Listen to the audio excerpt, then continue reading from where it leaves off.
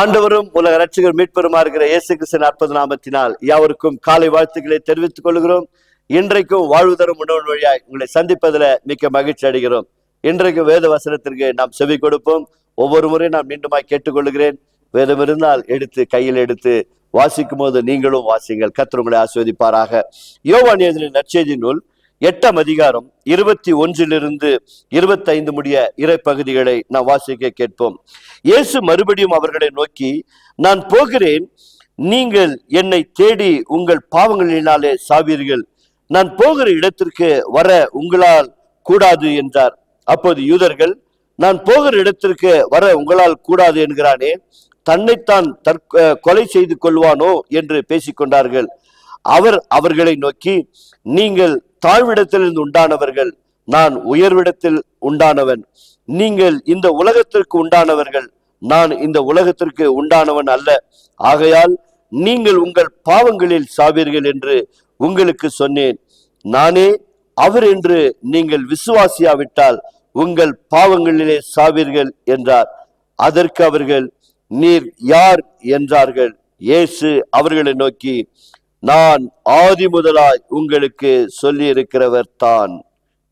கிருபையுள்ள நல்ல ஆண்டவரே, இந்த பூலோக வாழ்க்கையில தன்னை தெய்வமாக ஆண்டவரை காட்டிக்கொள்ளாமல், நான் தான் எல்லாவற்றிற்கும் சர்வ லோகத்துக்கும் சர்வ சிருஷ்டிக்கும் கர்த்தர் என்பதை மறைமுகமாக இவ்வளவுதான் சொன்னாலும் உம்மை விசுவாசிக்காதபடி இருந்தபடியால் அன்றைய நாட்களில் நீ சொன்ன வார்த்தையின்படி ஆண்டவரே, என்னை விசுவாசிக்காதபடியால் நீங்கள் பாவத்திலே சாவீர்கள் என்று சொன்னீரே. அந்த சாவிலிருந்து மீட்க வந்த அன்பு தெய்வமே, ஆதி முதற்கொண்டு வேதத்திலே நீ உம்முடைய வார்த்தை சொல்லப்பட்டு இருக்கிறதப்பா. இந்த நிகழ்ச்சியை பார்த்து கொண்டிருக்கிற ஒவ்வொரு பிள்ளைகளும் ஆண்டவரே, பாவத்தின் சம்பளமாகிய மரணத்திலிருந்து பரிபூர்ண விடுதலை கொடுத்து இன்றைக்கும் ஆண்டவரே வாழ தெரியாமல் வாழ்ந்து கொண்டிருக்கிற நம்முடைய பிள்ளைகளை கர்த்தர் ஆசீர்வதித்து வாழ்வுக்கு வழிகாட்டும்படியா நாங்கள் செபிக்கிறோம் ஆண்டவரே. பாவத்தையே செய்து பாவத்திலே மூழ்கி பாவத்திலே சாகாதபடி ஆண்டவரே, அந்த பாவத்திலிருந்து விடுவிக்கிறவர் நீர்தான் என்று ஆதி முதல் என்று சொல்லப்பட்டிருக்கிறது ஆண்டவரே. இயேசு கிறிஸ்துவின் ரத்தம் சகல பாவங்களை நீக்கி சுத்திகரிக்கிறது என்று சொல்கிறேன். இந்த நிகழ்ச்சியின் வழியா யாரெல்லாம் பாவத்தில் கட்டப்பட்டு இருக்கிறார்களோ ஒவ்வொருவரை கர்த்தர் ஆசீர்வதிப்பீராக, ஒவ்வொருவரும் விடுவிப்பீராக.